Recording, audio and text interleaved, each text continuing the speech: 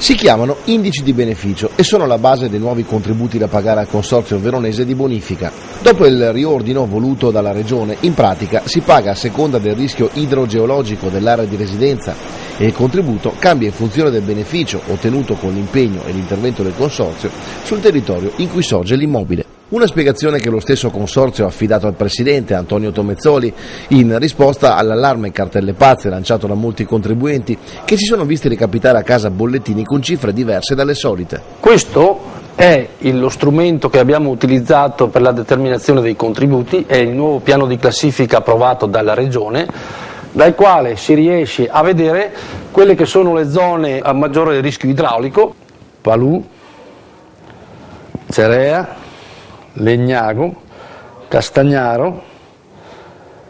e Salizzole, e dalle quali zone sono stati desunti tutti i criteri che poi si sono determinati in cartelle. Qua possiamo vedere anche delle aree, delle zone in cui prima non era considerato il contributo di bonifica, ma con questo nuovo strumento, ripeto, approvato dalla Regione, si è determinato che tutti, laddove ci sia un'attività del Consorzio tesa ad allontanare le acque in maniera più o meno intensa, devono pagare il contributo di bonifica. Al pagamento del contributo sono tenuti i proprietari di immobili e terreni che si trovano nel territorio di pertinenza del Consorzio, che sono 66 comuni della provincia, di fatto quasi tutta la destra Adige. Gli errori accertati a cui il Consorzio sta ponendo rimedio sono soltanto 5 su 47.000 cartelle. Ma in realtà è proprio il metodo di calcolo che è nuovo e che in alcuni casi ha fatto sorgere dubbi.